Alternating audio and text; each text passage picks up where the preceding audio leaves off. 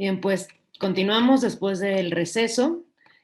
A continuación, vamos a escuchar a la doctora Aki Kuromilla con la ponencia titulada Del campo a la ciudad, aplicaciones de las enseñanzas de la práctica de campo en el estudio de una pequeña ciudad.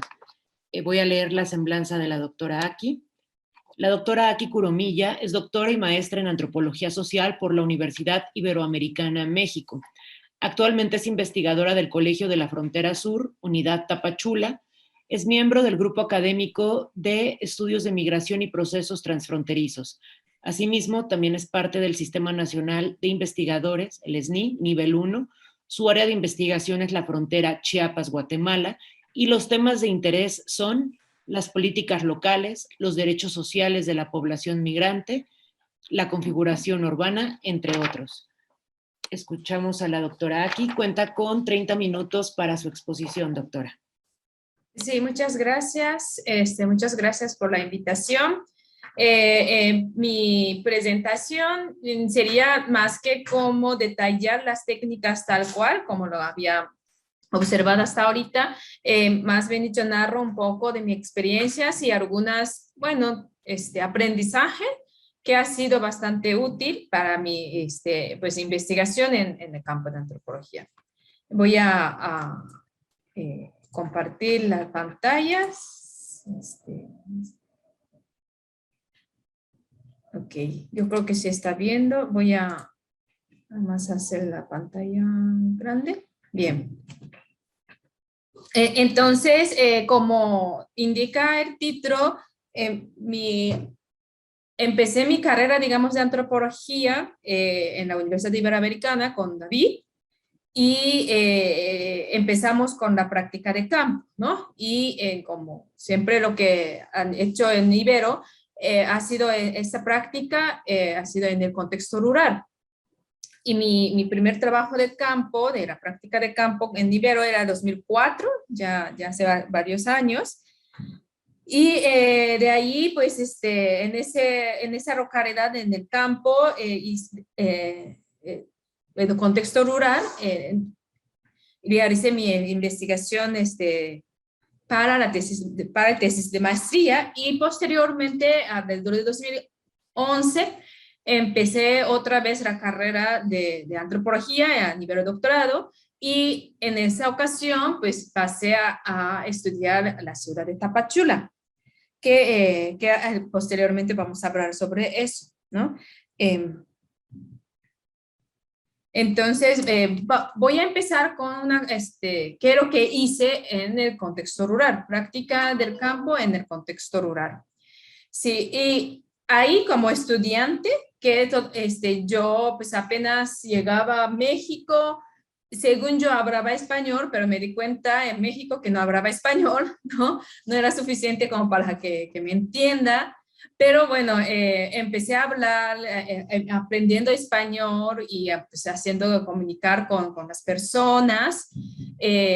Inicié mi práctica de campo y lo que realicé ahí es pues ahí como algunas actividades, que es elaborar el mapa del pueblo, hacer la lista de las plantas, encuestas en las escuelas, que es de primaria, secundaria, preparatoria, también levantando un censo y también la genealogía de las familias, como un paquete, digamos, de que como dentro de ese programa de práctica de campo, lo que teníamos que hacer y lo que estaba yo haciendo.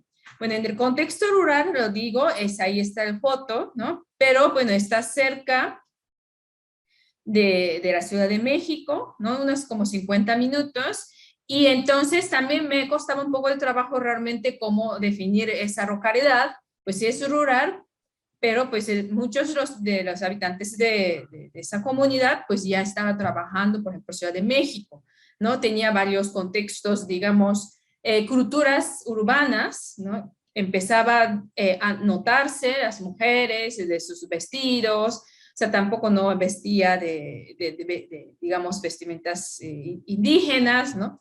Entonces, ahí eso era una preocupación que, bueno, posteriormente pasaba, ¿no? Pero bueno, en ese primer acercamiento, yo hice así como de pie de la letra lo que tenían que hacer, ¿no? Y entonces empecé a hacer poco a poco mapa y todas las de encuestas y censos de genealogía de la familia. Y lo que quiero decir es, en este momento, es que tampoco yo tenía como un tema de investigación, ¿no? O sea, no sentía de qué voy a hablar, de qué voy a investigar, de qué, digamos, problemas voy a encontrar. No tenía esa intención, sino la intención era estar ahí y capturar los datos lo más posible, ¿no? Y, por ejemplo, quiero destacar una actividad de aquí, que es hacer una lista de las plantas que se encontraba en las comunidades, ¿sí? Porque esto me parece que, pues, yo no tengo ninguna, digamos, antecedentes de biología, ¿no? Ni nada de ese sentido, ¿no? Pero para mí sirvió mucho de hacer la lista de las plantas que se encontraba ahí, porque eso voy a ahondar un poquito más adelante, pero bueno, esta actividad me ayudó mucho, ¿no? Eso no era ninguna mi interés, ¿no? Personal ni de nada, pero es que tenía como yo excusa de estar caminando en las calles, ¿no? En todas las calles y así, de la comunidad. Y si me pregunta qué es lo que estás haciendo, pues con mucho gusto podría decir, es que en la escuela me dio la tarea de hacer la lista de las plantas, ¿no? Entonces, ¿sabe cómo se llama esta planta? ¿No? Así podía empezar a entablar la conversación con las personas. Y pues mucha gente pues también le daba interés, ¿no?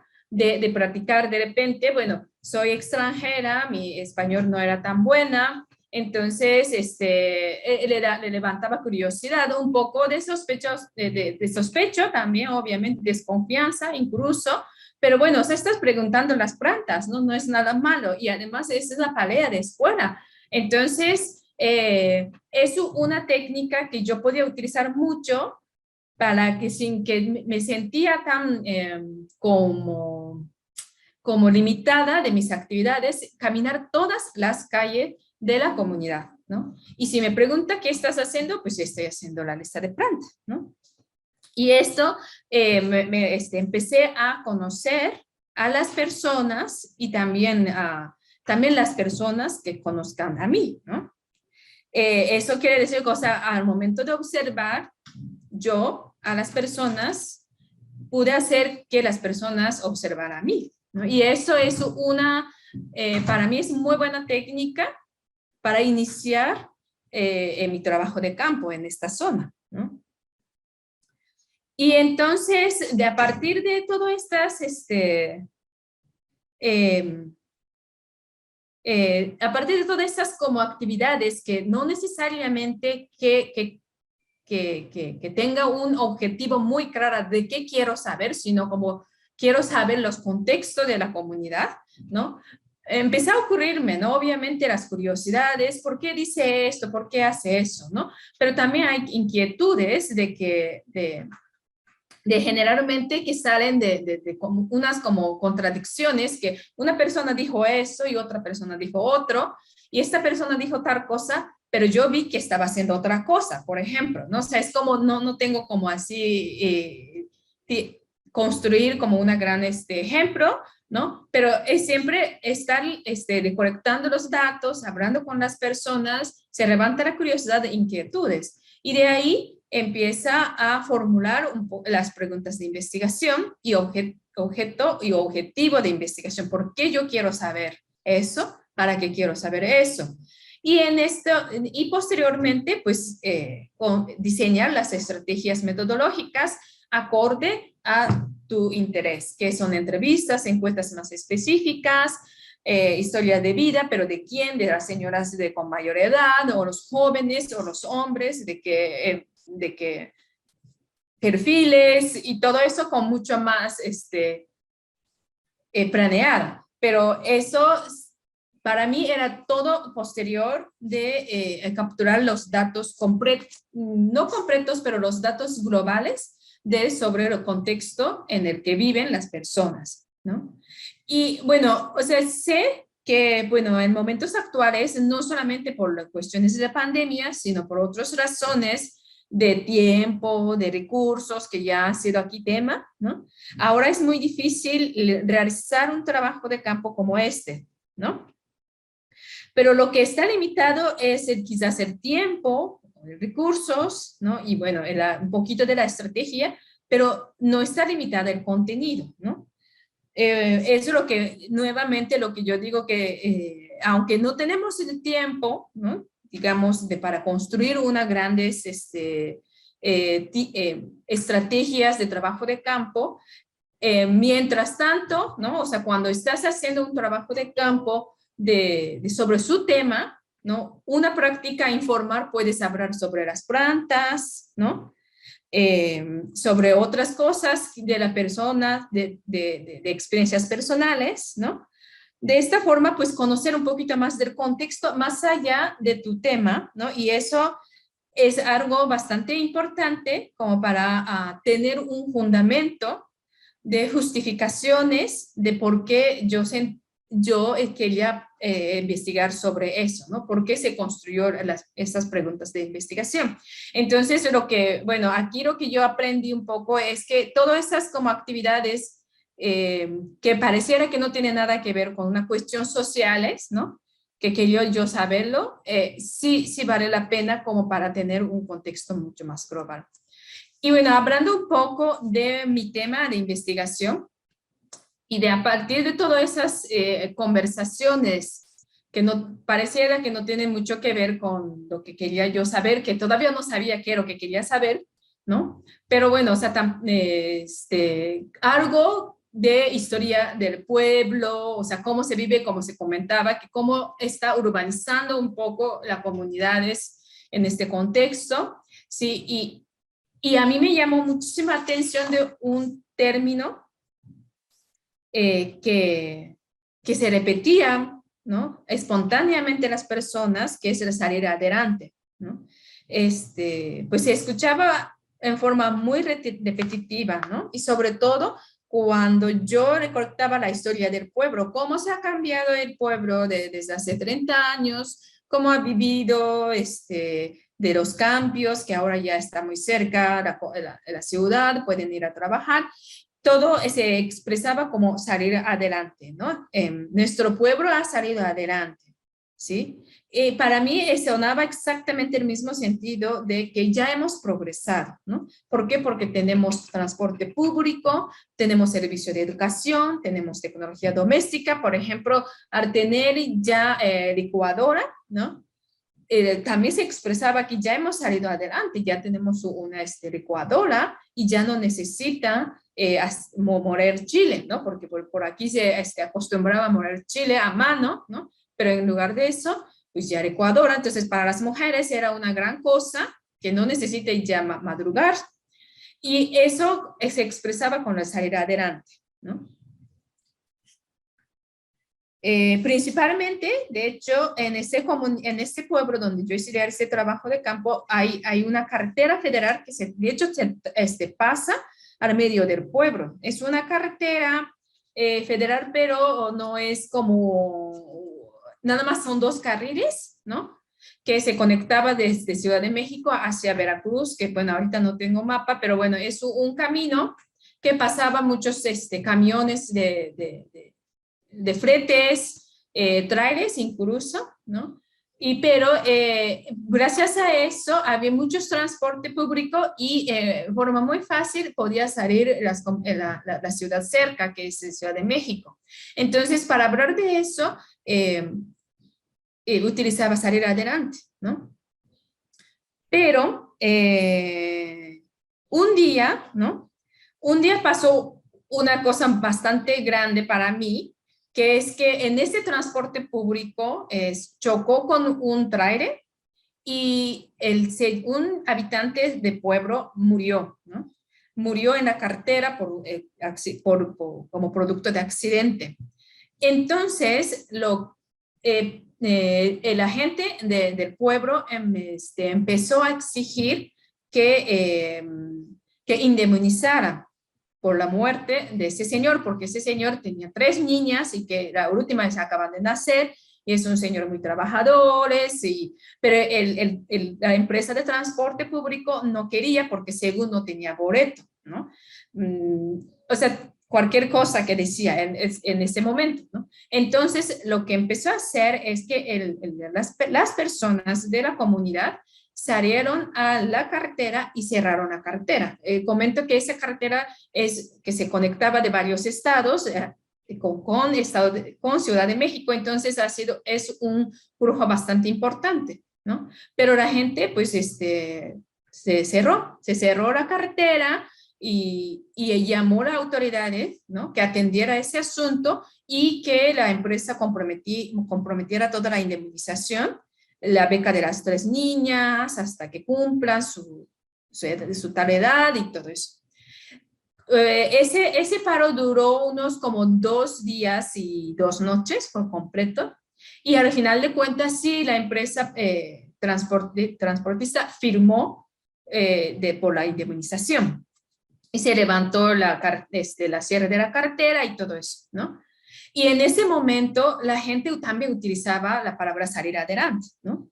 Que así estar unidos podemos salir adelante, ¿no?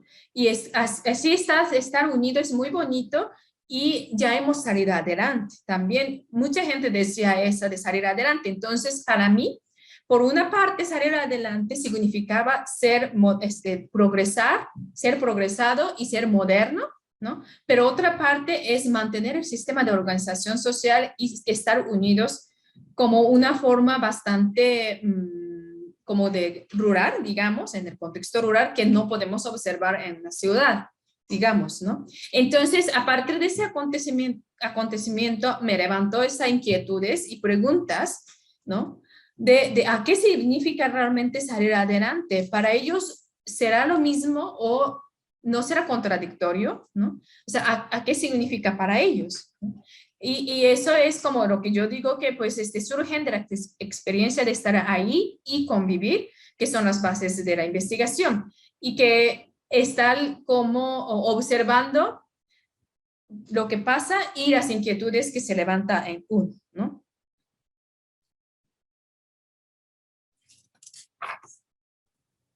Y bueno, a partir de esas tesis, ¿no? Al final, bueno, si abro un poquito antes de pasar de mi experiencia en contexto urbano, si abro de esto, bueno, o sea, para ellos, o sea, obviamente estar unidos y tener tecnologías o servicios básicos que significa, digamos, modernizar, no es una contradicción, ¿no? O sea, es ahí lo que debatí es como una teoría de la modernidad, ¿no? O urbanización que se hace como independiente, más independiente, también son menos unidades y todo eso, pues en este caso, pues no, porque hay lo que se pertenece es como esa organización social, ¿no? Que tiene que seguir cada uno de ellos su forma de ver la modernidad, pero manteniendo en esos trazos, ¿no? Entonces, salir adelante abarcaba todo de vivir bien, ¿no? Y el de vivir bien no implica que, bueno, más bien vivir bien implica que estar unido en la comunidad, ¿no? Entonces, ahí no hay una contradicciones, pero eso es como también debatiendo como una teoría hegemónica del progreso y la modernidad. Pero bien, esa es como una base que yo tuve, como experiencia base que tuve en el contexto rural. Y ahora, en 2011, empecé el trabajo de campo en el contexto urbano, ¿no? Está en Ciudad de Tapachula, que es una ciudad que se encuentra en la frontera sur de México con Guatemala. Actualmente es una ciudad de paso para la población migrante y yo me dedico a estudiar sobre la movilidad humana, pero aquel entonces, la verdad, no me llamó mucha atención la movilidad humana, sino la forma en cómo viven las personas en esta ciudad, ¿no? Porque al inicio mi intención, fui a vivir a Tapachula como una cuestión personal, ¿no? Pero mi idea no era hacer trabajo de campo, ¿no? Sino que tuve mi hija ahí, tenía muy pequeño, y entonces yo nada más me dedicaba a como cuidar a mi hija y a ser ama de casa, era ama de casa, ¿sí? Y bien, pero, o sea, a mí me costaba muchísimo trabajo de vivir bien en ese contexto. ¿Por qué? Porque es una ciudad donde hace mucho calor. Generalmente está entre 32 a 38 grados, pero sensación térmica es como 42 grados. Ahorita están horribles porque son 80% de la humedad. Entonces, me di cuenta que la tarea doméstica no es lo mismo que en un departamento de Ciudad de México, donde yo vivía, ¿no? Con una cocina bastante, digamos, diseñada para no mover mucho, y la limpieza, si se quedan un poco de gotas de agua, no pasa nada, pero en Tapachula, si se deja un poco de gotas de agua, pues ahí se llena de moscos, ¿no? Y un poco de comida que si se le olvida limpiar, pues se llena de hormigas. Y también, pues, no se olvidan las cucarachas que siempre están, ¿no? Por más que pereo, ¿no? Siempre están. Entonces, o sea, me di cuenta que la vida doméstica no es lo mismo, y la vivienda tiene que ver mucho. Entonces, empecé, a partir de esa experiencia personal, empecé a estudiar qué tipo de arquitectura doméstica tiene en este contexto, ¿no? ¿Por qué? Porque hay muchos casas de intereses sociales con el mismo diseño que puedes encontrar en cualquier lugar de República Mexicana, ¿no? Pero si es tan diferente el clima, si es tan diferente las tareas que tienen que hacer, y por qué el diseño es lo mismo, ¿no? Y hay casas, digamos, tradicionales que tienen un diseño muy diferente, que sí es apto para la ciudad, digamos, la ciudad tropical. Entonces, de ahí empecé a estudiar 3 colonias de diferentes características para su comparación. Escogí 3 colonias siguiendo como un libro de Anthony Lees, es un antropólogo de Brasil, me parece, que se llama Antropología Urbana, y ahí decía que pues en caso de hacer trabajo de campo en una ciudad, mínimo tiene que escoger 3 colonias de diferentes características para tener como una panorama general de la ciudad. Entonces, siguiendo en esa, pues escogí en 3 colonias. Y una es el barrio popular, donde se encuentran estas, digamos, casas tradicionales de esta zona. Otro es una colonia de zona periférica de la ciudad, en donde se encuentran casas de interés social, o sea, como para sector, digamos, económicamente no favorable, ¿no? Pero es un diseño como diseñada no apto para para el clima tropical, ¿no? Y otra es una condominio con bardas perimetrales, ¿no? Con el acceso controlado, con una casa grandes, cómodos, pero, o sea, el diseño no cambia con lo que puedes encontrar en otro contexto climatológico, ¿no? Entonces, son 3 casos, 3 colonias, empecé a hacer trabajo de campo, pero aquí igual, o sea, la primer como barrio popular, ahí es donde viví yo casi un año, y 2 colonias también he vivido como un vecino, como una vecina más de la colonia, haciendo como, digamos, vida personal, pero construyendo como lazos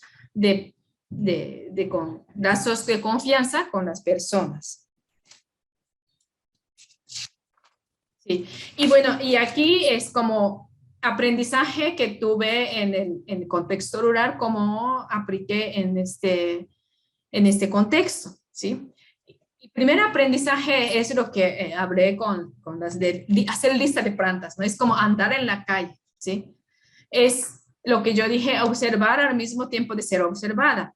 Y es la foto que aquí lo observa es la zona periférica, de donde yo lo realicé, ni siquiera es las calles, ni siquiera son acceso con los carros, sino solamente caminando o bicicleta.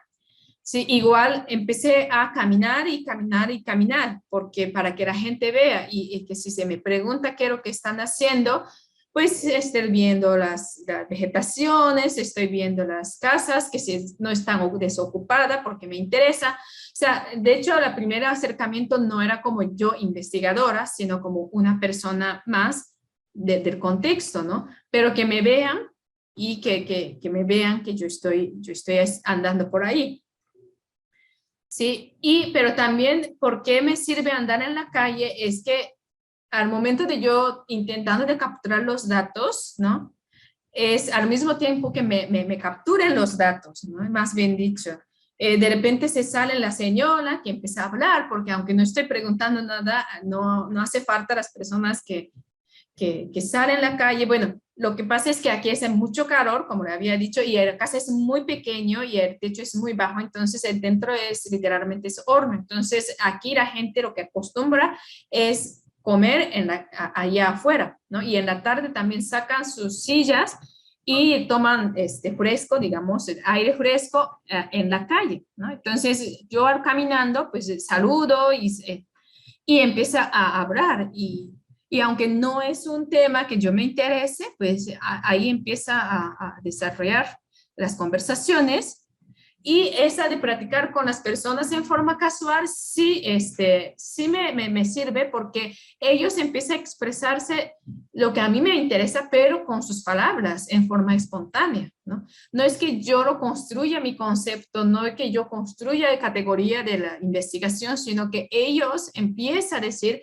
y a partir de eso yo puedo construir mi trabajo, mi tema de investigación, más que nada, ¿no? Y para eso me sirvió bastante de practicar con las personas en forma casual. Y sí, y esto se convierte en base de investigación para desarrollar, como les dije, con una metodología más acertada o más diseñada, ¿sí? Y también segundo aprendizaje es constatar lo que dicen y lo que hacen, ¿sí? Lo que había dicho es que no solamente de escuchar lo que dicen, ¿no? Sino pues tenemos que observar lo que hacen, ¿no? Y al momento de constatar lo que dicen y lo que hacen, siempre como que se despierta las paradojas, las contradicciones y las inquietudes, ¿no? Que son anotado por mí porque a lo mejor es por mi prejuicio, ¿no? Se levanta una paradoja o por mi prejuicio se entiende una cosa y otra cosa como contradictorio, pero quizás para ellos no, ¿no? Pero entonces es como, es un proceso de que darse cuenta de mi prejuicio también, ¿no? Mis inquietudes, quizás no es inquietudes de ellos, pero ¿por qué yo me siento como raro? ¿Por qué me siento curioso ese hecho, ¿no? Y por ejemplo, las fotos que aquí le enseño son las casas de fraccionamiento con barda perimetral, ¿no? Con acceso controlado, ¿no? Quién entra, quién sale, ¿sí? Y entonces, por ejemplo, ¿no? Y aquí la gente no camina en la calle, todos salen y entran en carro, ¿no? Y lo que preguntan de por qué compraron en esta zona y qué es lo que le gusta de este fraccionamiento, se me comentaba que era por la ubicación, por la comodidad y también porque es tranquila y mucho más privada y desde la calle nadie me está mirando, ¿no? Porque en el barrio popular, de aparte de como que su origen era de muchos de ellos eran nacido en parte de barrio popular, que es donde como que se asomaba desde afuera, empieza a hablar desde afuera y está viendo qué es lo que está lavando y qué es lo que está secando la ropa, ¿no? Entonces aquí muchos dijeron que pues ya nadie está mirando la casa, ¿no? Y eso es lo que me gustaba. ¿no? Pero cuando empezaba a hablar de esas, de como de lo que te gusta de la casa, ¿no? ¿Qué es lo que te gusta de casa y qué es lo que más invirtió de la modificación de la casa? Decía que la fachada, ¿no? La fachada es lo que primero que empezaba, primero que invirtió el dinero era mejorar la fachada, ¿no? Pintar la fachada. Y entonces me pregunto, es que si lo que le gusta es que nadie te está mirando la casa, ¿para qué necesidad hay de mejorar la fachada? Porque la fachada es, digamos, es como una representación de quién soy yo, ¿no? ¿Quién vive aquí? ¿Qué gusto tengo para la casa? Pero ¿y por qué hay necesidad de enseñar eso a las personas si supuestamente aquí nadie está mirando la casa? Entonces, pero esa quizás es mi paradoja, o sea, mi sesgo, ¿no? Y quizás para ellos no, pero entonces eso es lo que me llamó la atención y empecé a decir, finalmente empezó a estudiar en este caso, en esta cuestión simbólica de la casa, que lo que se muestra es la fachada, ¿no? En este caso de Colonia, ¿sí? Y bueno, en el aprendizaje 3 es el contexto sí importa, y eso como quizás lo que estaba hablando la expositora anterior, de que lo que sí se importa es no solamente lo que enuncia las personas, ¿no? En qué contexto enuncia, incluso hasta el clima me importaba en este caso, y el acontecimiento local. En este momento, ¿qué es lo que está pasando en este contexto local? También sí me importa, ¿sí? Y ejemplo, también porque cuando estaba haciendo trabajo de campo en esta zona periférica digamos, de la zona marginada, estaba yo levantando sobre la vivienda, ¿no? De cómo se está su vivienda, qué tipo de materiales más o menos tiene, y qué es lo que te gusta, qué es lo que no te gusta, cuáles quieres mejorar y todo eso. Pero mientras tanto, hubo un temblor más o menos fuerte, ¿sí? Más o menos fuerte, tanto que como que pues estaba el siguiente día, pues yo fui otra vez, empezó a hacer trabajo de campo y la gente pensó que yo era la gente como de parte del municipio para checar el daño material que tuvo la casa, ¿no? Entonces yo dije, mejor voy a descansar una semana de esta actividad porque una cosa es que, o sea, por más que explico que yo no vengo del municipio, no estoy haciendo para levantar los daños, pues estaba como generando una falsa expectativa de las personas, ¿no? Entonces, dije mejor no. Y yo tuve que descansar una semana más o menos y para que pase todo esto y anudar, ¿no? Pero bueno, o sea, aunque no pase esto, pues sí, siempre hay como una pequeña especulación que pasaba eso, ¿no? Pero entonces sí, ese acontecimiento local de ese momento sí es algo muy importante y en este contexto sí importa, aunque es una metodología diseñada anteriormente muy bien y todo eso, este tipo de detalles sí traspasa y sí tiene que atender, ¿no? Y relaciones vecinales y comunitarios también tienen que estar cuidando mucho dentro del contexto. ¿Qué quiere decir? Es tanto en el contexto rural que pasó y contexto urbano, pero en por ejemplo, barrio popular o barrios de esas de zonas marginadas, algunas personas empiezan a hablar muy bien conmigo, ¿no? Ok, entonces yo aprovecho ese momento a hablar, pero después me di cuenta de que, o se me entera de que esta persona estaba con un pleito muy fuerte con otra persona que es como representante de la colonia, por ejemplo, ¿no? Entonces, como si yo estoy, si me observaron que estaba yo muy cercana con tal personas, como que me sospecha de mi personalidades o quién estás en bando de quién, yo estoy en este bando de quién, ¿no? Y esas cosas se entera estando allí y puedes planear la estrategia de no acercar mucho o aunque se acerque, pues hacer como que no conozco a nadie, no conozco nada de ese contexto y acercar a otros. Pero en realidad tiene que estar muy consciente de estas relaciones vecinales, de conflictos a veces, ¿no? Y entonces, y ese contexto sí importa, porque lo que enuncia ellos conmigo, a veces es para hacer favorable algunos acontecimientos para tal personas o hacer desfavorable a tal personas. Entonces, necesitas saber este contexto de que trasfondo que hay en lo que está practicando esta persona, ¿no? Y eso sí importa, ¿no? Para el trabajo de campo. Y por último, lo que sí importa es la representación de la o el investigador o investigadora, el género de investigador o nacionalidad o adscripción institucional. Yo digo que esta forma parte de estrategia del campo, tiene que estar muy consciente de eso, ¿no? Y en mi caso, hasta ahora siento que ha sido favorable de que soy extranjera y también ha sido como muy favorable de ser estudiantes, ¿no? Cuando estaba yo maestría y doctorado, pues soy estudiante, ¿no? De la universidad y quiero saber esto. Y estaba un poquito más fácil el acceso o ganar la confianza o tener unas relaciones horizontales, ¿no? Pero ahora que ya estoy en una adscripción institucional de una institución federal, ¿no? Y entonces empieza a dificultar un poco, ¿no? Hay momentos que puedo aprovechar de esa adscripción, pero hay momentos que siento que se me está dificultando tener una relación horizontal y hacer una investigación como mucho más, con una relación mucho más íntima, ¿no?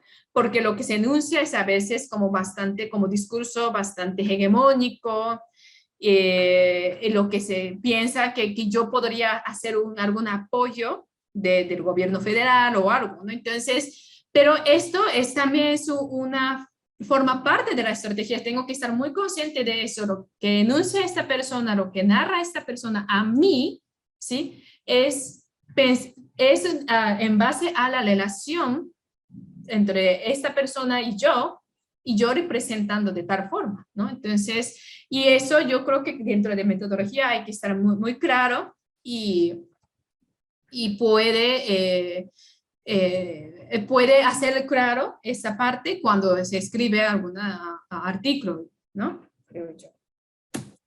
Y bueno, como apuntes finales, que yo quiero hacer, aunque estoy muy consciente de que con el COVID sí ha sido bastante difícil las cosas, pero lo que quiero hacer muy claro es que las narrativas no son únicas formas de datos cualitativos. Quiero decir que cuando hablamos con datos cualitativos, ¿no? Muchos casos son fragmentos de las narrativas de las personas claves, ¿no?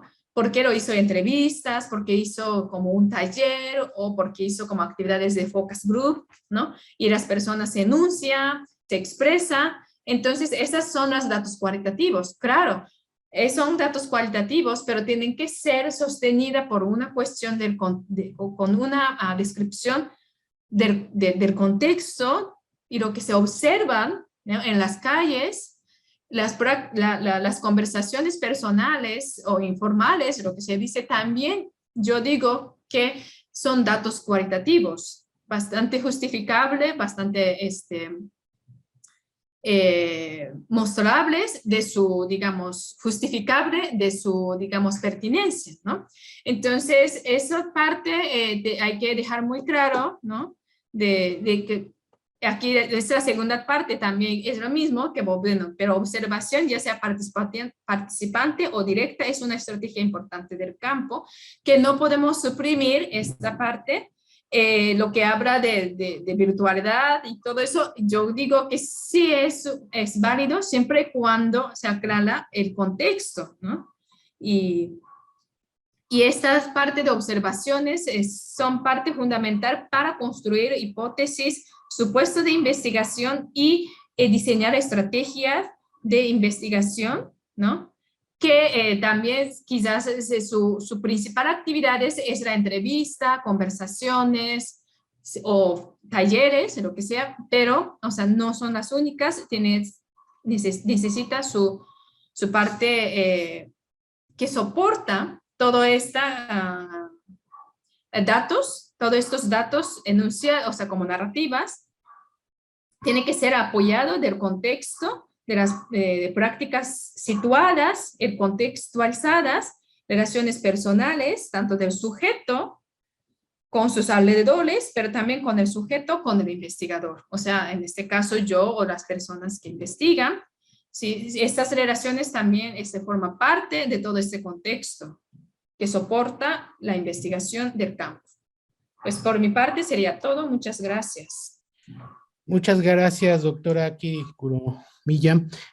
Voy a entrar en relevo de la maestra Excel porque está teniendo problemas con la conexión y revisando el programa estamos en tiempo, ya incluso nos pasamos 5 minutos, ya no hay tiempo para las preguntas. Si hay alguna, les comento que lo puedan dejar ahí en el chat y para que al final puedan responderla. Vamos a continuar con el programa que continúa ahora el doctor Rubén Díaz Ramírez, maestro Rubén Díaz Ramírez, no, perdón, doctor Rubén Díaz Ramírez, postdoctorante del Departamento de Historia de la Universidad Autónoma de México, Unidad Iztapalapa, quien nos va a presentar la ponencia de lo ajeno a lo propio, enseñanzas de una práctica de campo de Texcoco a Jalisco. Me voy a permitir leer una semblanza del doctor. Rubén Díaz Ramírez realiza una estancia postdoctoral en Historia Agraria en la Universidad Autónoma de México, en la Unidad de Iztapalapa. Él estudió la maestría y el doctorado en Antropología Social en la Universidad Iberoamericana, ambas bajo la dirección del doctor David Robichaux. La investigación etnográfica para la tesis de maestría implicó hacer trabajo de campo en su localidad de origen varios meses, entre 2014 y 2015. El resultado se tituló Entre tractores, cines y Facebook, transformaciones en la sociabilidad y la socialización de un pueblo del occidente de México, San Miguel Zapotitlán, Jalisco, de 1950 al 2015. Durante el doctorado amplió su pesquisa en la región de Pozitlán y San Pedro Itzicán en varios periodos entre el verano de 2007 y el invierno de 2019, de cuyo trabajo etnográfico derivó su tesis doctoral, Prácticas y discursos del imaginario tecnosocial de la modernización en Poncitlán, Jalisco. Bienvenido, doctor Rubén. Tienes hasta 30 minutos para tu exposición y, si hay tiempo, 10 minutos para preguntas y respuestas. Adelante, bienvenido. Muchas gracias a todas y a todos, en especial a los coordinadores, Oscar Montiel, David Robichaux. ¿Sí me escuchan? Sí, te escuchamos muy bien. Excelente. Sí, tenía esta duda. Bueno, ya estoy acomodando los aspectos técnicos. De nueva cuenta, gracias por la oportunidad de abrir estas discusiones y de estas experiencias. Muchos de los que han presentado a lo largo de estas jornadas de trabajo de campo han sido mis compañeros en la Universidad Iberoamericana. De ellos he aprendido también muchas de las buenas prácticas haciendo etnografía, no las malas, esas son responsabilidad nada más mías, pero también me da mucho gusto que poder presentarles. Ahora voy a pasar a mi presentación. Esta presentación está en suma relacionada con las últimas exposiciones, con Aki, con el tema también de la metodología digital y la metodología virtual, si ustedes quieren, pero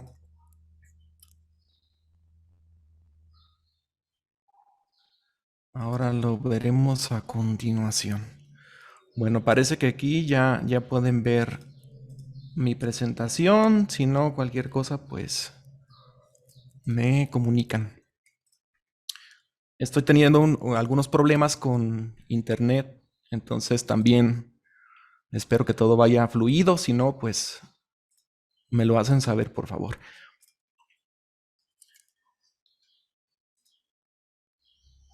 Básicamente lo que yo quiero hacer es hablar de mi experiencia en el trabajo de campo de la Universidad Iberoamericana, de esta práctica de la que ya se ha hablado mucho a través de las jornadas, y me quiero centrar en dos aspectos que han sido fundamentales para mi formación y para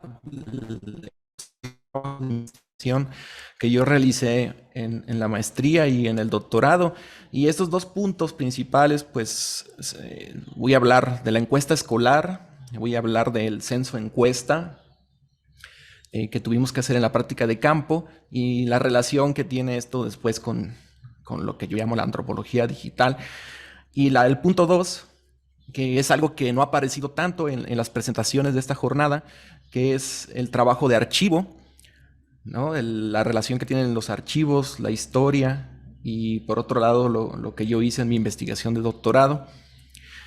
Entonces, ustedes ya escucharon las fechas en las que realicé yo el trabajo de campo, así que no me voy a detener demasiado en esto. Pueden ver allí la foto de San Juan Tezontla en el verano del 2014.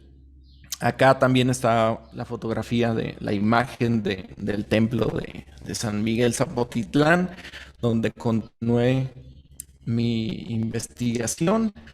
Mi familia es originaria de aquí, de San Miguel Zapotitlán.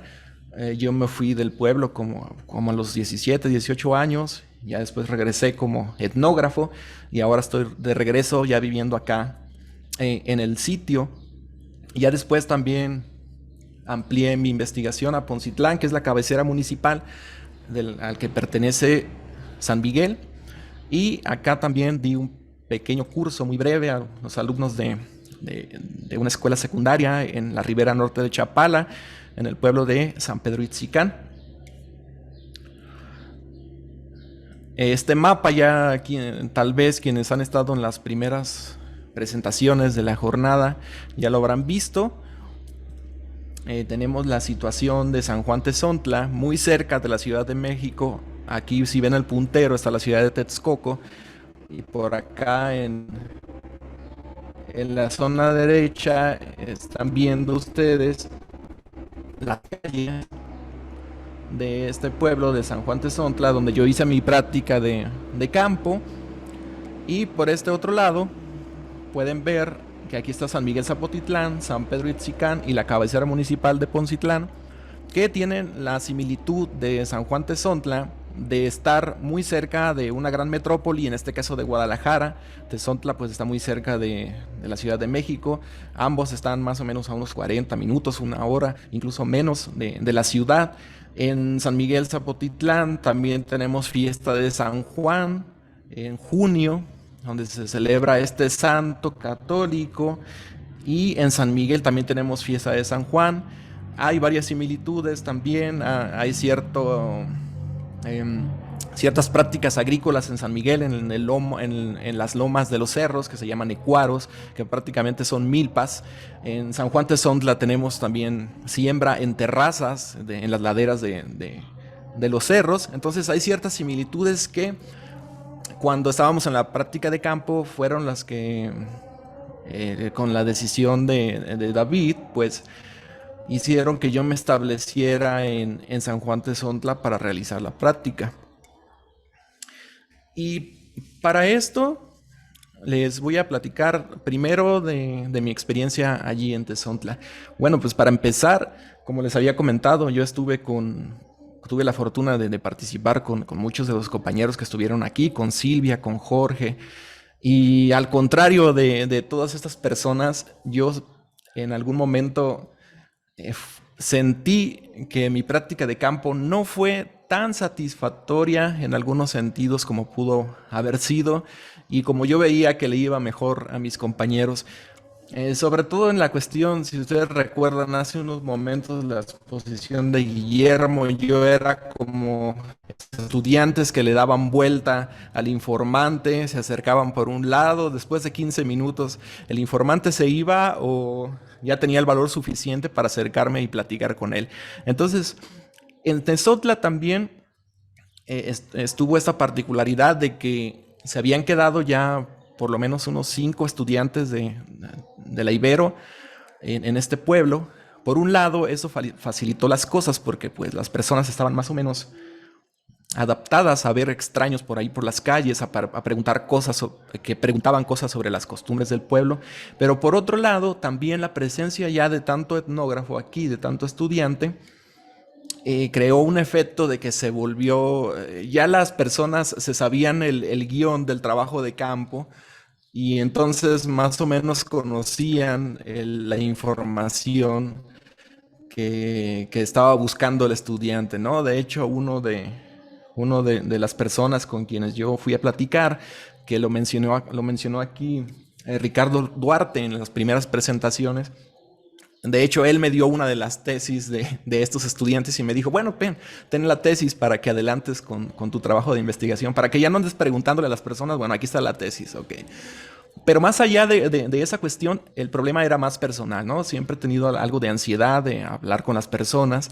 Y entonces, para mí, la encuesta escolar y este censo, encuesta que hicimos a 25 casas en el pueblo, fueron el detonante de que me obligaron a mí a platicar con las personas. Entonces, mi situación esta de timidez que tuve en las primeras semanas empezó a cambiar ya cuando empecé a realizar la encuesta y ya también cuando empezaba a preguntarle a las personas sobre ciertas cosas, porque precisamente este tipo de materiales me obligaban a salir digamos, de mi comodidad, ¿no?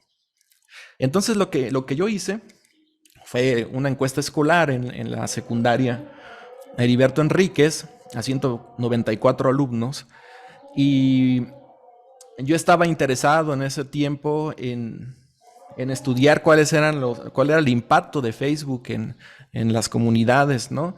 Mi tesis la planteé en ese sentido. Así que además de algunas preguntas que tenían que ver o que estaban relacionadas con observaciones que había hecho yo en Tezontla, planteé esta encuesta para saber más sobre los usos de Facebook, sobre los usos de otras tecnologías como la televisión, como la radio.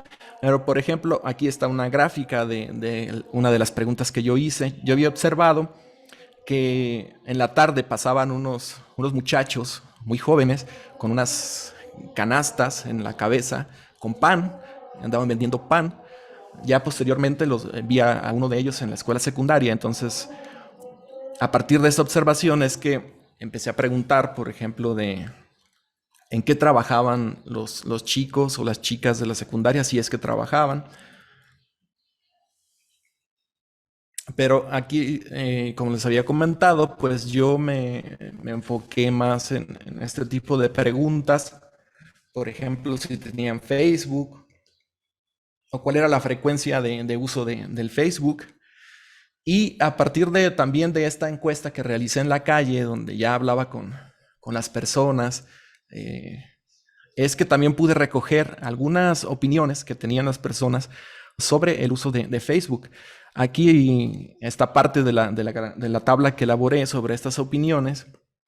Y lo curioso de todo esto es que la mayoría de las personas que tenían una imagen negativa de Facebook no tenían un perfil de Facebook o no usaban directamente las redes sociales para comunicarse. Conocían lo que sabían de Facebook a través de la televisión o lo conocían porque veían a sus hijos o a otros de sus familiares que utilizaban este tipo de red social. Entonces, lo que estaba yo haciendo con todas estas cuestiones, sin darme cuenta o más bien sin problematizar demasiado, es lo que después me di cuenta que era de antropología digital, ¿no? Si por antropología digital o etnografía digital entendemos que es el estudio de cómo los medios digitales afectan o cómo los medios digitales se vuelven cada vez más parte de la vida de las personas. Entonces lo que estaba haciendo aquí era una especie de etnografía digital, ¿no? Sin saberlo en ese momento. Y posteriormente ya para mi investigación en San Miguel Zapotitlán, para la tesis de maestría, pues lo que hice fue aplicar también una encuesta que fue muy similar. Muchos de los reactivos que aparecieron para el Tezontla los volví a preguntar en esta otra encuesta, pero ahora a los alumnos de la preparatoria. preguntas de este tipo, ¿no? Sobre la conexión, en dónde se conectaban a internet, por ejemplo, o qué tipo de aparatos tenían en su casa. Este tipo de cuestiones son las que yo empecé a trabajar después en la tesis de maestría. Y bueno, esto también lo quería sacar a colación porque así como digamos, la etnografía que no es online o la etnografía clásica, por decirlo de alguna manera, pues la investigación acerca de lo digital también se hace, se aprende haciendo, ¿no? Como también cualquier otro tipo de metodología. A mí lo que me parece curioso es que con la pandemia, por ejemplo, se acercaron personas para preguntarme sobre estas cuestiones, o no sé si ustedes notaron que también en los medios, por ejemplo, del Colegio de Etnólogos y Antropólogos y otras instituciones, empezaron a haber cada vez más talleres, conferencias sobre etnografía digital, sobre metodologías digitales, todo esto empujado por la pandemia, ¿no?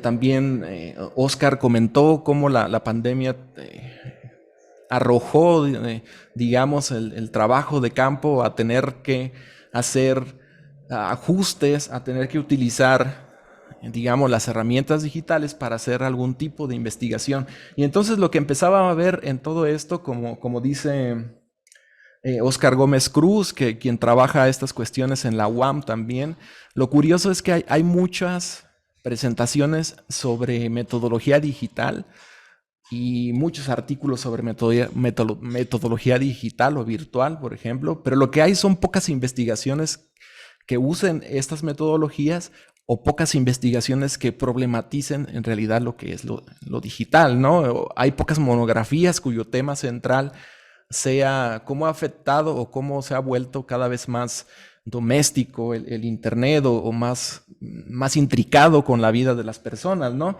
Y a mí me parece que hay cierta ansiedad metodológica en todas estas cuestiones, ¿no?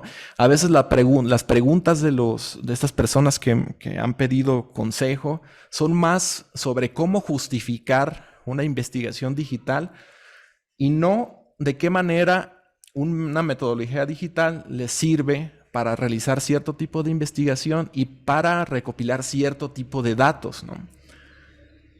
Por eso me refiero a esta cuestión de cierta ansiedad, ¿no? También, no sé si está por allí Guillermo, él abiertamente ha hablado de la oposición entre el trabajo de campo real y la virtualización, ¿no? Y esta cuestión a mí me parece en algunos momentos, pues, un tanto, digámoslo, peligroso, porque este tipo de metodologías son como una metodología más, como una encuesta, etcétera. Tiene sus límites, tiene sus alcances, y por supuesto que no va a sustituir a la etnografía, digamos, como siempre se ha hecho, la etnografía clásica, pero también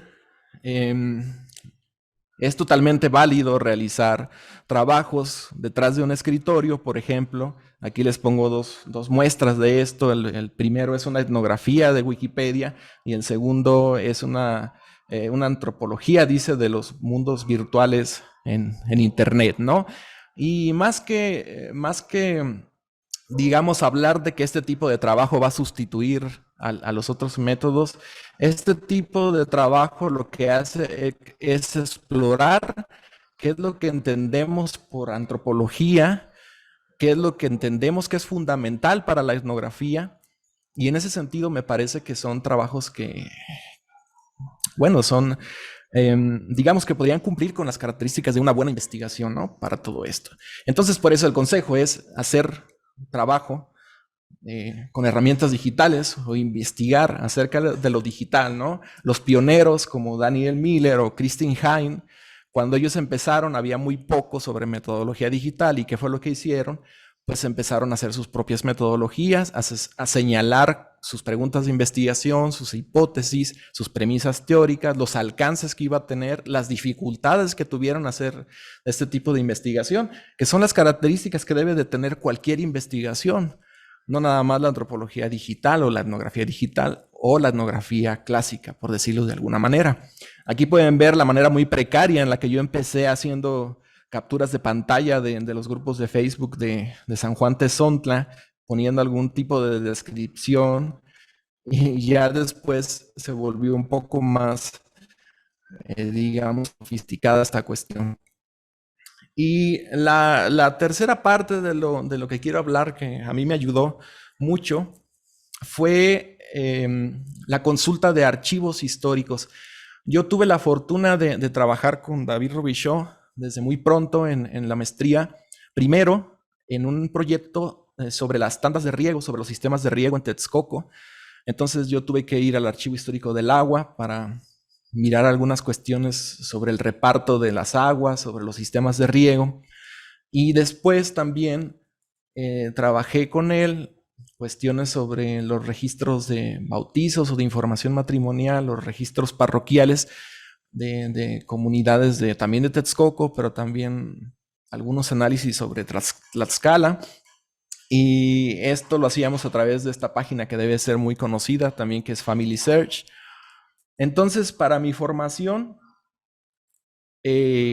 fue muy importante esta orientación que tuve yo también para los archivos. Se me olvidaba también decir que en la práctica de campo, una de las actividades que teníamos era consultar el archivo agrario para ver todo el proceso de dotación ejidal de los pueblos donde, no necesariamente donde nos íbamos a quedar, sino de algunos pueblos elegidos del área de Texcoco. Entonces, todo esto me orientó a mí cada vez más a fijarme en este tipo de datos también. Y pues como escucharon al principio de la presentación, pues terminé en un postdoctorado en historia agraria, ¿no? Entonces, ahí es donde pueden ver ustedes esta cuestión. Y para esto, quiero que vean cómo llegué a construir de alguna manera la argumentación de mi tesis doctoral. Esta imagen que están viendo aquí es un libro. Era el 2017, como ustedes recuerdan, cuando fue el terremoto aquel. Entonces, yo para salir de mi casa, estábamos viviendo en la Ciudad de México, fui a visitar una de las librerías de viejo que estaban por la calzada de Tlalpan. Al entrar, pues estaba todo el tiradero de libros esparcidos por todas partes, estaban caídos los anaqueles. Y entonces comencé a mirar por allí qué era lo que me podía encontrar. Y de pronto sale esta portada de Nueva Imagen de Jalisco. Al hojearlo me di cuenta de que es un tipo de informe de gobierno del entonces gobernador Agustín Yáñez. Aquí lo pueden ver a la derecha también, que está recibiendo una medalla en el ingreso a la Academia de la Lengua. Por si alguno de ustedes no lo conocen, Yáñez, además de gobernador de Jalisco en 1953 y el 59, pues es un gran escritor. Él escribió Al filo del agua, que está ambientada en la región de los Altos, que fue una de las regiones pivote de sus proyectos de desarrollo, de progreso en los 50s, y tiene otro libro que se llama La Tierra Pródiga, que está ambientado en el sur de Jalisco, otro de los sitios donde él pensaba que llevar el progreso y la infraestructura durante su gobierno.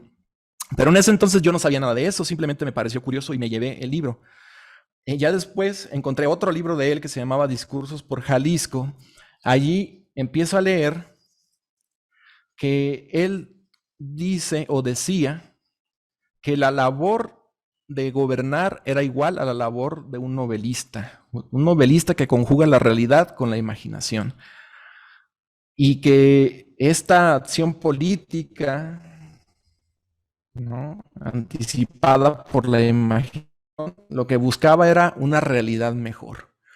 Así fui acumulando estos datos en el 2017. Ya después me voy a hacer trabajo de campo. Empiezo a platicar con las personas de Poncitlán, ahora en la cabecera municipal, y platicando sobre el pasado de Poncitlán, oiga, cómo era antes el pueblo, etcétera. Me empezaron a hablar de estas cosas. Por ejemplo, antes se miraba mal a los de afuera. Fuereño, ¿qué andas haciendo aquí? Hasta el funcionamiento de la escuela secundaria en la década de 1970 es cuando comienzan a volverse las relaciones más cordiales. Y luego hablé con otro hombre. El fragmento de arriba del diario de campo es de un hombre que En ese entonces tenía 80 años. El de abajo es uno que tiene 40 y habla de su madre. La escuela secundaria técnica le permitió a la madre de Eduardo que su padre, abuelo de Eduardo, le dejara estudiar en una época cuando los padres prohibían a las mujeres continuar con los estudios. Posteriormente, hablé con esta mujer, Guillermina, mi entrevistada, toca el piano y se especializó en canto. Refugio, su padre, era estricto. Si desafinabas una nota, te ponía a repetirla de nuevo una y otra vez. Por eso, sus otras hermanas de Guillermina prefirieron no cantar en el coro de la iglesia junto a su padre. Sus 2 hijas menores estudiaron la secundaria en Poncitlán en la primera generación. Y abajo tengo ahora lo que me dijo ya un joven que me había comentado que podía hablarme de la juventud de Poncitlán y me dijo, hace unos años cuando estudiaba la secundaria había mucho cholo, mucho pandillero, así tumbados con bicicletas modificadas y lowrider. Estaban los de los barrios de Santa María, el Toril y el pueblo de Santiago. Bueno, total. Después empecé a investigar sobre el Informador en la hemeroteca. Y en la hemeroteca me di cuenta de que salían esas noticias sobre la construcción de una secundaria y hablaban de que la secundaria iba a hacer progresar a Poncitlán. Si ustedes se recuerdan la presentación anterior de aquí hay ciertas similitudes también con la idea de progresar. Posteriormente, en el 2019, yo me encuentro esta imagen en un periódico local, donde aparece Agustín Yáñez, que está aquí parado, con personajes de Poncitlán, algunos de ellos famosos, porque Agustín Yáñez fue uno de los gestores para que se construyera la secundaria técnica en el pueblo. Entonces allí es cuando empiezo a hacer las conexiones entre lo que me habían dicho las personas, estos relatos que les conté, con el libro que me había encontrado por casualidad en la Ciudad de México. Y después me voy a la ciudad de Guadalajara a meterme a otro archivo, a la Biblioteca Pública del Estado de Jalisco, y allá la encargada del piso 2, Claudia Castellanos, me recomendó que estudiara los informes de gobierno de los gobernadores. Ahí vuelvo a encontrar a Agustín Yáñez, total que empiezo a ver a Yáñez hasta en la sopa, por todas partes. Esto se los estoy explicando de esta manera porque así es como sucedió mi trabajo de campo. En algún momento tenía observaciones que no tenían nada que ver con una cosa, después tenía recortes de periódicos, luego tenía también pláticas con las personas, luego tenía algunas imágenes inconexas, etcétera, etcétera. Lo importante de todo esto es que al final, digamos que en términos metodológicos, uno debe de ser capaz de explicar, o el lector debería de ser capaz de, a partir de los escritos que uno publica o de las tesis, etcétera, de ver todo el camino que llevó desde un recorte de una hemeroteca, de un periódico que por allí se encontró el investigador, con ciertos edificios como precisamente les estaba hablando de la escuela secundaria, con noticias, con libros y con ciertos autores que aparecieron allí. Todo esto para al final de mi investigación, yo encontré este concepto del imaginario sociotécnico que tenía que ver con las visiones de mejoramiento en el futuro que confiaban en la ciencia y en la técnica. Entonces yo interpreté toda esta madeja de datos como un imaginario sociotécnico que tenían las personas de Poncitlán. Y las personas, así como comentó aquí, también hablaban de salir adelante, pero también usaban otros términos como progresar, también hablaban de modernizarse, también hablaban de desarrollo y también hablaban de irse para adelante o irse para atrás. Y todo esto tenía también relación con cómo estaban viendo que algunas infraestructuras sí estaban mejorando las condiciones de vida. Ahí están los insertos del diario de campo, donde estas mujeres, que en ese tiempo no estudiaban las mujeres más que la primaria, pues la secundaria les brindó la oportunidad después de estudiar, y esas mujeres con las que yo hablé fueron profesionistas, etcétera. Entonces, lo que significaba para unos actores la escuela telesecundaria, lo que significaba para otros actores, Y fue así como construí mi disertación de tesis doctoral, que tiene que ver con estos imaginarios sociotécnicos. Pero entonces, esto que les estoy contando aquí tiene que ver con, ustedes ya deben de conocer las obras de Bruno Latour. Eso tiene que ver con cómo se mapea digamos, una red de actores. Un actor simplemente es cualquier entidad, objeto o sujeto que hace hacer cosas a otras personas.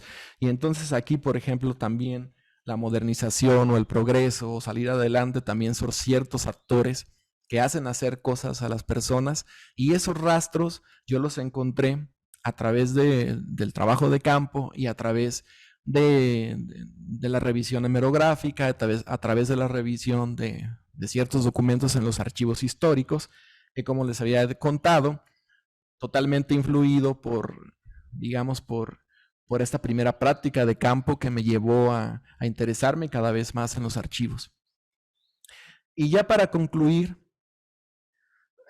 simplemente quiero decir que hay que ver las técnicas de investigación como entidades, no como un objeto estático, sino que siempre son mejorables dentro de la trayectoria académica.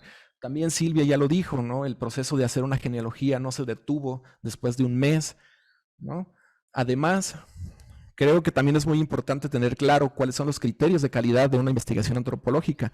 Aquí a lo largo de las jornadas se han mencionado algunos: el estar ahí, el tiempo largo en el campo, la contextualización, la pluralidad de voces. Entonces, todo esto simplemente para decir que tenerlo muy claro en el momento de realizar investigación. Y creo que ya voy a detenerme allí para dar pie a las preguntas y a los comentarios. Gracias.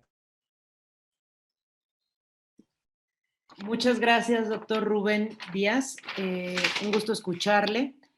Damos paso a las preguntas y comentarios. Les recuerdo que pueden plantearlas por el chat, por favor.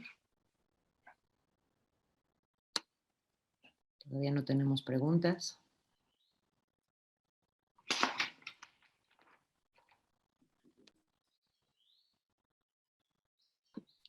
¿Alguien dentro del panel desea participar? Yo. Creo que es un comentario, ¿no? Y creo que podemos llevarlo a la discusión final, si es que se puede, porque Rubén acaba de poner un punto ahí muy interesante que mencionó también Guillermo, que es esta, y que también mencionó Oscar en su presentación, que es esta idea de la etnografía digital, ¿no? ¿Qué entendemos? ¿Qué hacemos cuando decimos que hacemos antropología digital? ¿Cómo conjugar la antropología, o esto que se llama antropología digital, o se ha definido como antropología digital, con esta otra contraparte, o en donde se habla de la etnografía clásica? Creo que es una parte muy interesante que podría servir de mucho a quienes están ahora mismo para comenzar una investigación o en proceso de tener claras estas partes, ¿no? De cómo poder conjugar una cosa con la otra, si es parte de una metodología o es una forma de hacer etnografía, porque creo que se ha tomado en algunos puntos la idea de que yo hago etnografía digital y la etnografía clásica no me interesa, ¿no? Entonces, creo que, y muchos autores lo dicen, debe de haber un ir y venir entre lo offline y lo online, ¿no? Entonces, este complemento que debe existir entre las dos formas de hacer etnografía, pues es algo súper rico que nos da distintas perspectivas, que nos da diferentes tipos de análisis, como lo acaba de mostrar Rubén, y creo que podríamos comenzar a discutirlo para la parte final de estas jornadas.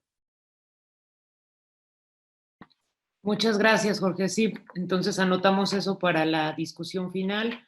David, ¿quisieras comentar algo? Sí, también para la decisión final, yo creo que estas dos ponencias, bueno, pues es que estaba esperando más de Rubén, la verdad, de los roles, ¿no? Creo que hay un tema de roles aquí, de ser un extraño o de ser un propio en una situación de campo, y creo que es muy importante para discutir. También en relación con lo que dijo Jorge y algo que mencionó aquí, ¿no?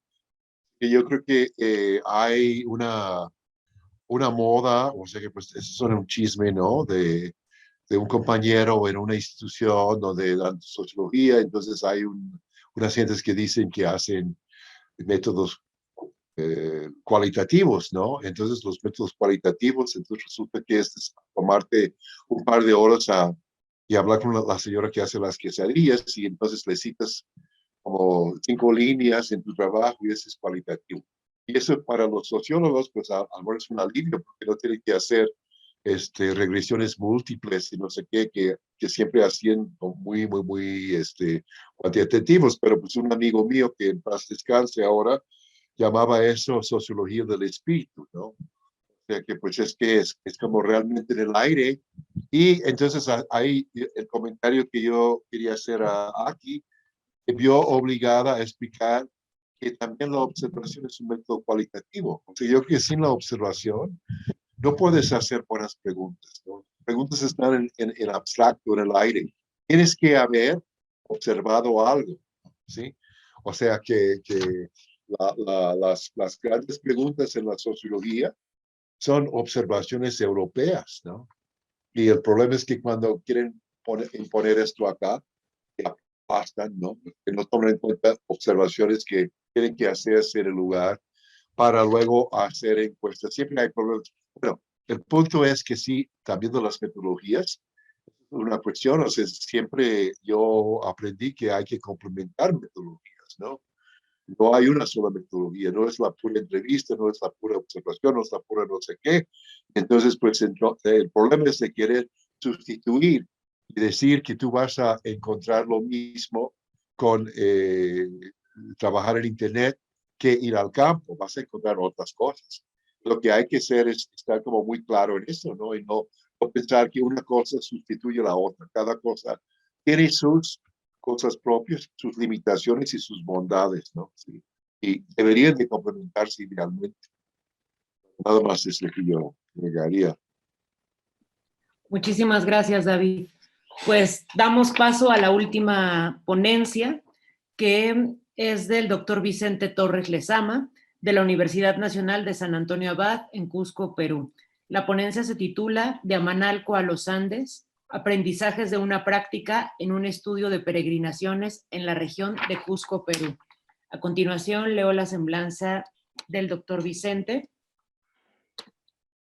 quien es un antropólogo quechua, maestro y doctor en antropología social por la Universidad Iberoamericana de México.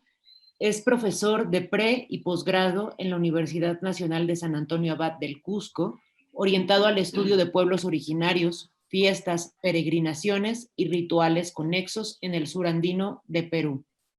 Lo escuchamos, doctor.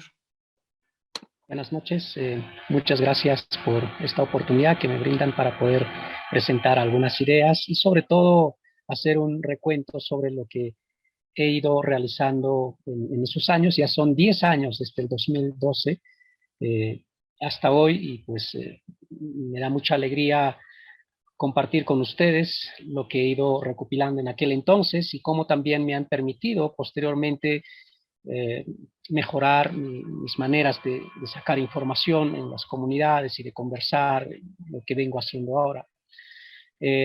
Aquí es una foto que puse cuando volví a la comunidad y pues nos volvimos a encontrar el 2018 con don Simón y la señora Ninfa y mi mamá, que siempre quería a don Simón que lo llevara y que quería conocerla y entonces viajamos y pudimos conversar un momento ese día, ¿no? Nuestra primera práctica de campo con el profesor David Robichaud y también con el profesor Roger Magazine empezó obviamente en Tepetlostok. Yo vengo de la antropología en el Cusco, me había formado ahí Si bien es cierto, habían profesores que hablaban sobre el trabajo de campo, pero ya nadie le daba la importancia como corresponde y cogía de hacer investigación. Y hasta ahora, mis colegas de esta institución todavía siguen pensando que hacer etnografía y hacer trabajo de campo es algo que quedó en el pasado. Y quizá es la razón por la que muy poco han logrado escribir sobre esos temas y también eh, se han enfocado en enseñar y producir libros de metodología, pero básicamente extrayendo información de otros textos que no son o las experiencias propias que ellos han estado viviendo. Entonces, esto creo que es una de las razones por las cuales los estudiantes se gradúan muy pocos estudiantes se gradúan, y más aún en el posgrado hay estudiantes que no pueden lograr concretar con su tesis precisamente por este tipo de situaciones.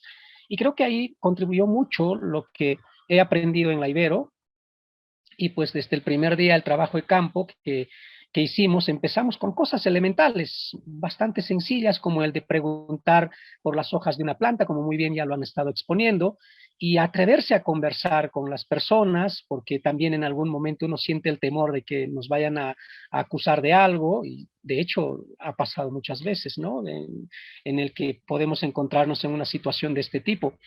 Entonces empezamos a recorrer todas las comunidades para poder encontrar un lugar donde quedarnos y luego conversar sobre nuestros avances. Creo que esto fue para mí sumamente importante, y lo que también terminó luego en los seminarios y la discusión de la tesis y de cómo se ha ido trabajando, me parecía bastante bien. Y ahora que dirijo a algunos estudiantes de maestría que hacen su tesis, me ayuda mucho a trabajar con ellos, porque permitimos a los estudiantes comentar sus propios trabajos y al mismo tiempo pues discutirlos, ¿no? En qué medida unos pueden apoyar en el desarrollo de la tesis de los demás. En ese sentido, pues también en la práctica de campo conversábamos sobre nuestros datos, ¿no? Entonces, qué es lo que habíamos encontrado, con quiénes habíamos conversado y demás, y esto creo que me ayudó mucho también a mí a reflexionar sobre mis propios datos, en qué medida lo que estaba recogiendo y lo que iba a pensar sobre ese dato, pues obviamente estaban tomándolo de la misma manera los que son de la zona y también los compañeros de la maestría y el doctorado, ¿no? Bien, yo me quedé en la comunidad de San Jerónimo Amanalco y pues me quedé con la familia Xochimil. Aquí está don Simón, fuimos al campo, acompañé a él en todas sus labores, mientras también me presento a otras personas para conversar. Luego encontré a muchas otras personas con quienes podía dialogar. Ese es como el primer paso que uno da, un poco quizá con temor, porque no es tan fácil quizá para muchos acercarse a personas extrañas y empezar a conversar, y más aún todavía cuando hay ciertas perspectivas que manejan algunos pobladores. Es el caso andino, en el que pueden pensar que uno es ñaca, es una persona que suele extraer el cebo de las personas, ¿no? Y entonces en algún momento me había tocado eso, que pensaban que por caminar en el pueblo, pues yo como extraño iba a amenazar sus vidas de esta manera, porque era como alguien que iba a extraer la grasa de las personas. Entonces podrían pensar mucho de esto, y esto me ha ayudado a primero presentarse siempre en la comunidad, como también lo hemos hecho en San Jerónimo Amanalco, hemos presentado un documento, y esto ayuda bastante, porque en la asamblea la gente te conoce y pues pueden de alguna otra manera estar siempre pendientes de ti, de lo que vas a hacer. En otras palabras, casi como que se hacen responsables también de ti, ¿no? Están pendientes de lo que te pueda pasar o no te pueda pasar. Entonces creo que ayuda mucho eso, y por supuesto los estudiantes que han estado visitando las comunidades se dan cuenta de esto bastante. Ya en esta familia, pues empecé a observar lo que realizaban, ¿no? Y aquí la familia estaba enfocado en fundamentalmente Polo, ¿no? Que era el que hacía las galletas, ¿no? Pero su mamá siempre cooperaba junto con su esposa ahí, para poder llevar y elaborar estas galletas al mercado de Chiconcuac, junto con sus hermanos y también sus hermanas que iban, y ya ahí en Chiconcuac se reunían para poder compartir sus alimentos. Cada quien llevaba lo suyo y pues empezaban a compartir como familia. Al volver los días sábados también volvían a compartir también cuando regresaban de las ventas que hacían. Mientras tanto, su mamá o sus abuelos de los hijos de don Julián y también de sus otros hijos, pues se quedaban con ellos para luego ya en la tarde pues recogerlos, ¿no? Cada quien aportaba un poco también con la familia, les llevaban algo de dinero que habían logrado tener, ¿no? Y pues por supuesto que la señora se preocupaba en preparar el alimento para recibirlos, ¿no? Y esto es como que he estado observando ahí. Ya en esos primeros días que estaba con don Simón conversando, él entusiasmado me llevó a la casa de don Julián. Por ahí algunos compañeros también escucharon que decían que don Simón era un brujo y que hacía estas cosas. Y más bien era su hijo que estaba un poco orientado al espiritismo, ¿no? Y es de las primeras experiencias que tuve ahí cuando me llevó a un recinto bastante específico que había elaborado para esto. Obviamente su hijo no estaba ahí, pero su papá tenía la llave para poder entrar. Entonces entramos y vimos ¿no? el altar que tenía, incluso algunos textos que él tenía para ir en este camino. Posteriormente conversamos bastante con él. Todavía ahora conversamos a través del Facebook y también del WhatsApp. En algunos momentos conversamos ¿no? sobre algunas cosas y también sobre la familia, si están bien o no. Y de hecho que el año pasado, cuando durante la pandemia pudimos contactarnos con don Simón a través del WhatsApp, me estaba pidiendo que volviera, que me había perdido y que por qué no estaba volviendo con él. Y pues es un poco complicado indicarle todo ello, ¿no? Pero lo sentí muy triste, como que en cierto modo había un extrañamiento hacia mi persona y yo también de algún otro modo, porque siempre los visitaba cada que terminaba el semestre. Entonces, poco a poco, cuando conversé con ellos, fui aprendiendo otras cosas también. Y ahí es cuando me contacto también con don Silvino, porque él había venido a laborear la milpa de don Simón y luego fuimos a conversar con él y él pues, se ocupaba en múltiples labores también. Y aquí podemos ver, ¿no? Los cultivos que él tenía y demás. Y entonces en algún momento él también me había invitado para ir a la montaña y pues y obviamente conversamos en una de esas veces y poco a poco pude observar también a los pobladores ahí, ¿no? Dedicarse a otras actividades como el de extraer aguamiel, ¿no? Y es este caso y junto con ello pues ver también otras prácticas de las cuales no he compartido creo, las fotos aquí, pero visitamos la montaña, que era lo que quería bastante don Simón. Y obviamente cuando llegamos hasta la montaña, porque yo me imaginaba bastante lejos, no era tanto, pero él para la edad que tiene y con el problema de las rodillas que tenía, pues se atrevió a ir junto conmigo para poder, porque yo también quería conocer dónde era la montaña y no sé qué, porque hablaba mucho de ello, y pudimos traer hojarasca para, ¿no es cierto?, que él lo llevara a vender. También fuimos a vender esto. Y en el camino nos encuentra con muchas personas y puede ir conversando,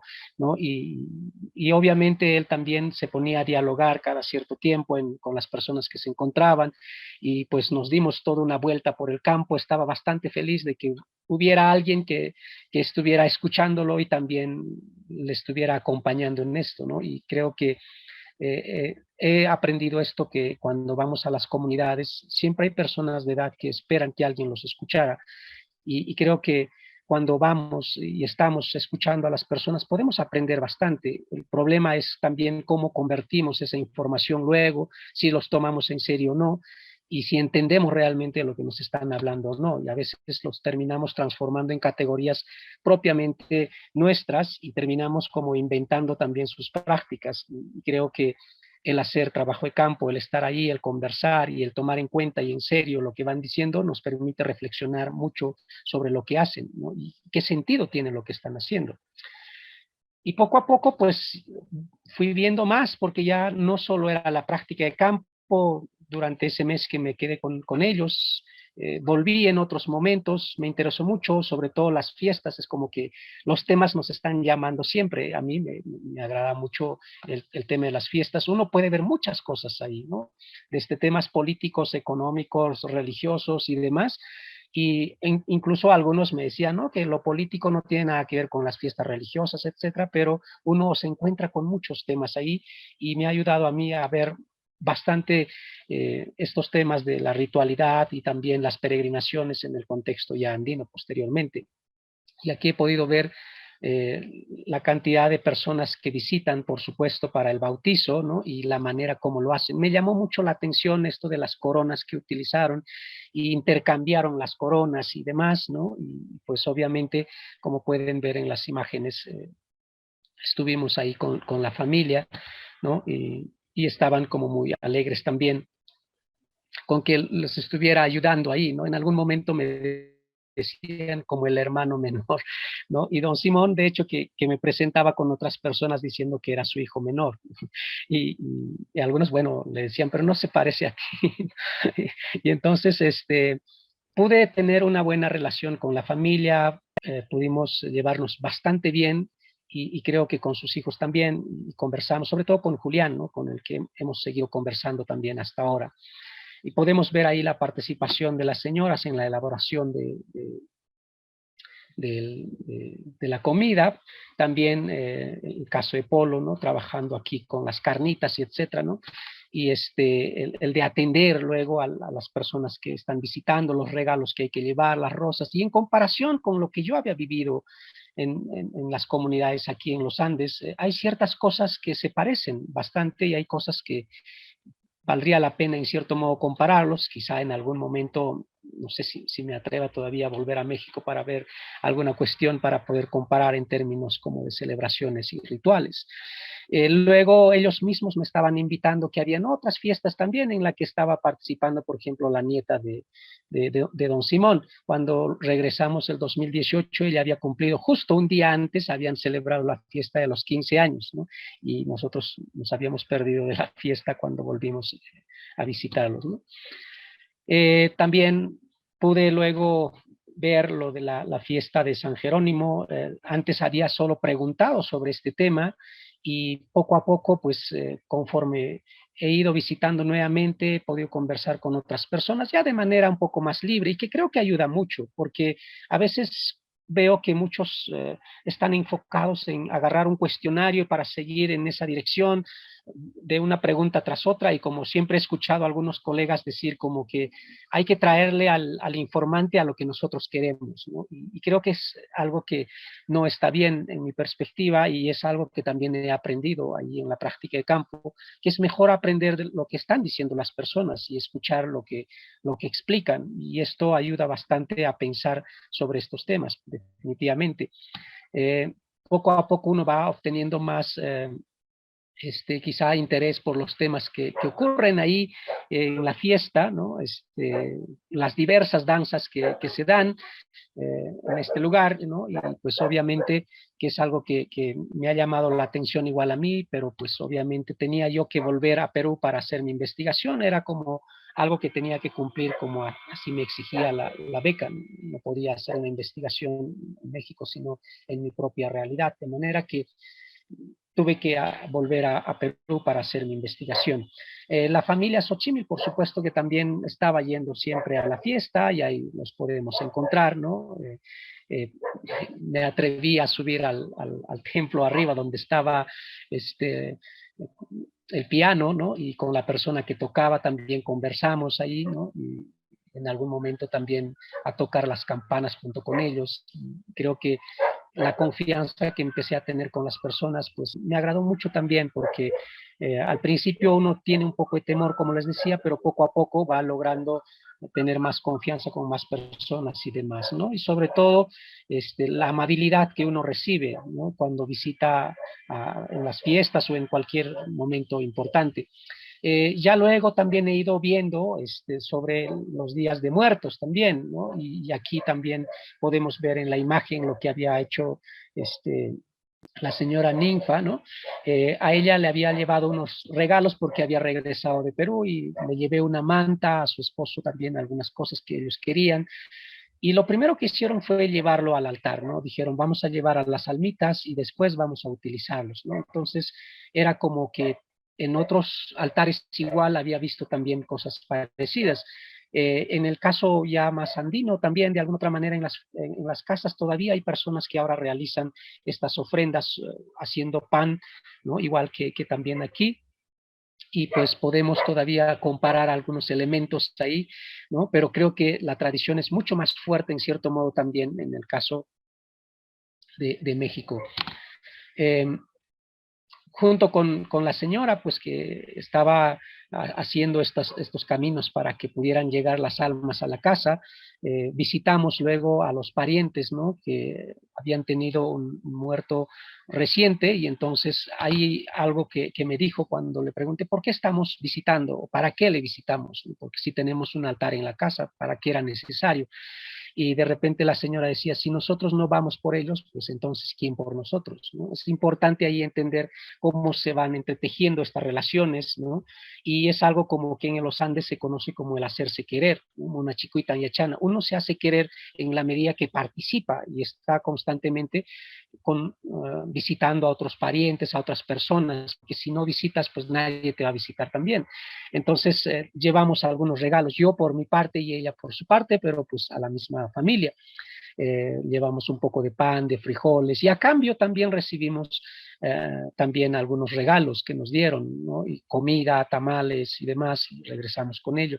Y ella también en un momento decía, a lo mejor te van a desconocer quién es esta persona que viene, pero voy a decir que eres mi hijo menor, entonces vamos a ir sin problemas a la casa, y así visitamos a esta casa, y nunca me preguntaron quién eran ni nada, ¿no?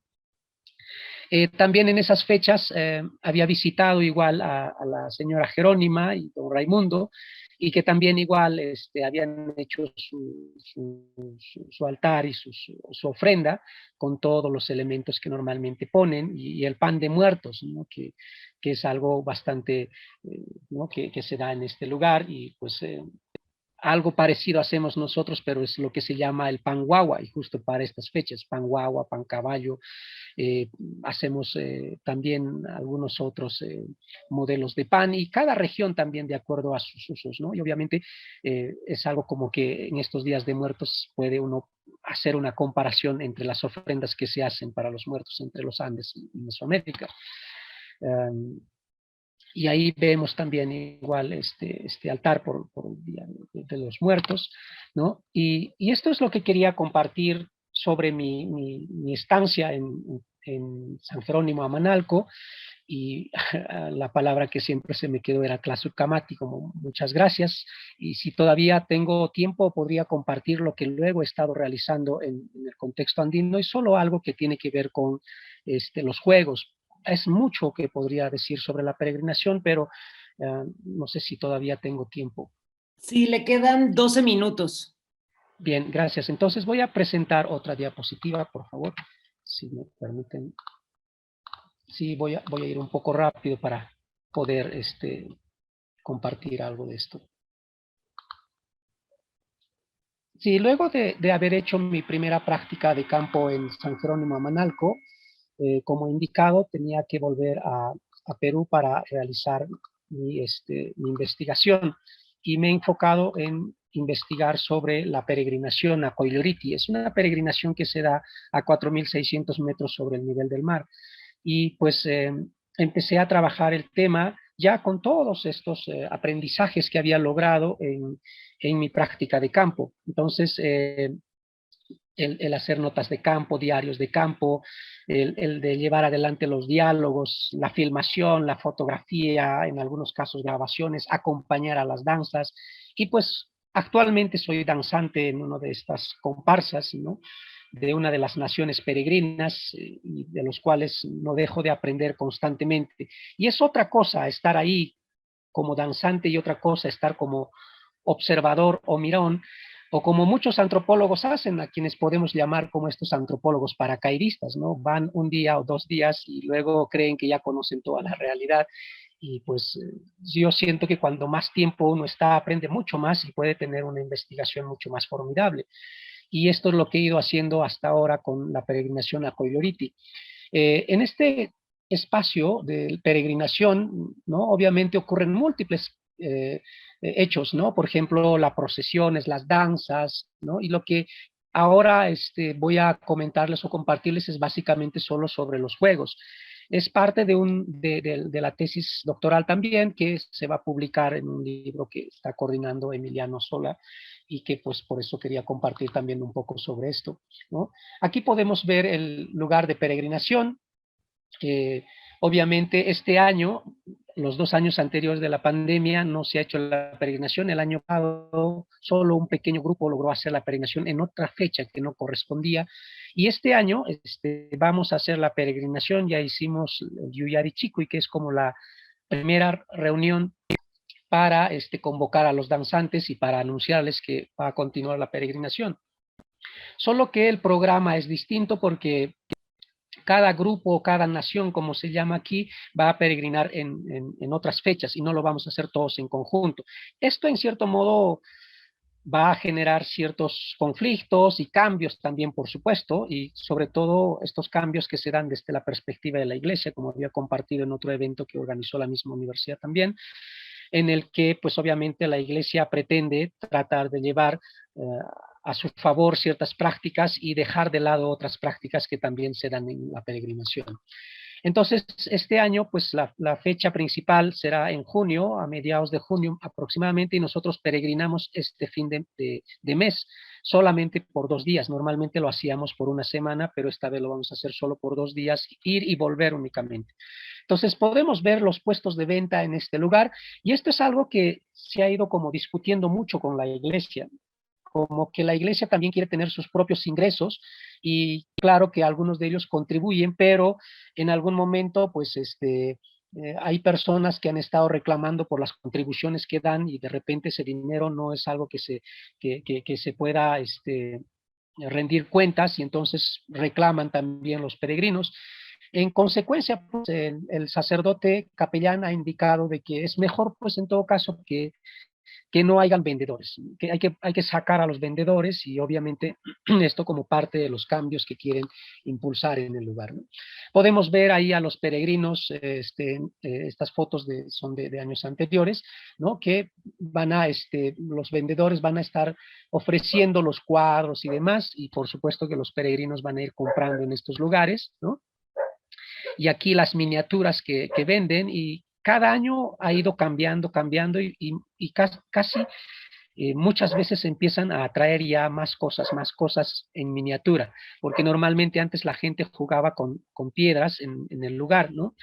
Pidiendo sus deseos, obviamente, ¿no? Entonces las personas se compran un auto, se compran un camión, un bus, ¿no? Y su imagen y su casa, pero yo he recogido información de que antes llevaban estas piedras que se parecían a una casa o tenían cierta similitud con alguno de los objetos que ellos deseaban. Entonces, esto también he visto cuando acompañé a una de las danzas, y era en otra fecha en el que hicieron una faena para limpiar el lugar donde se quedan, y pues de repente estaba ahí la roca en la que está grabada la imagen de Cristo crucificado, y hay otra roca donde está la Virgen de Fátima, ¿no? Y en esta roca donde estaba el Cristo crucificado, habíamos estado haciendo nuestras reverencias, y de repente los peregrinos empezaban a pasar hacia la parte posterior de esta roca, ¿no? Y ahí empezaban a extraer, ¿no? Pedazos chiquitos de la roca, porque consideran que cualquiera, ¿cómo se llama? Este hecho de llevarse las migajas de esta piedra les permitía tener cierta fortuna, ¿no? Y uno de ellos había logrado conseguir un pedazo chiquito, y él decía, pues el Señor me lo dio, ¿no? El Taitacha me dio. Y obviamente ellos consideran de esta manera también cómo es que estas miniaturas que encuentran en el lugar, los billetes de fantasía que uno puede tener en estos lugares, ¿no es cierto?, pues se pueden hacer realidad en algún momento, ¿no? Y podemos ver que esta pequeña casa que han hecho se parece casi a un banco que tiene sus ventanillas, y por supuesto lo han convertido en el banco del Señor del Coiloriti. Anteriormente este lugar, una roca que estaba ahí, que se considera como huaca, era considerado por la Iglesia Católica como la roca del diablo, pero posteriormente terminó llamándose como la roca de la Virgen, ¿no? Porque no podían combatir las perspectivas que tenían los peregrinos, porque normalmente las mujeres, ¿no? Y sobre todo las mujeres jóvenes, llevaban sus telares, y también creo que tengo por ahí una imagen de la pusca, que son estos para hilar, ¿no? Para que aprendieran, porque esta roca era como importante para que las personas aprendieran, ¿no? Y les cumplía este deseo del aprendizaje. Pero conforme pasan los años se ha ido transformando este espacio, de manera que se convirtió en lugar de depósito, porque los peregrinos también están, por supuesto, envueltos en una serie de transacciones bancarias, de préstamos y demás.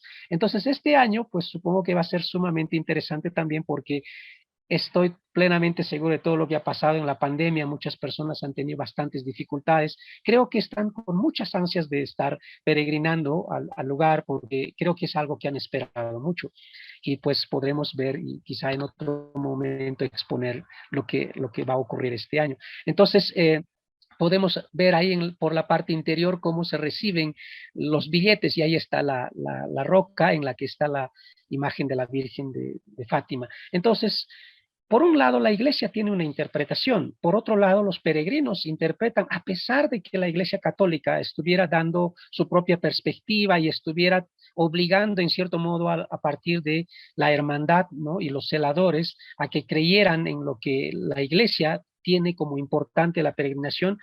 Los peregrinos tienen sus propias interpretaciones, ¿no?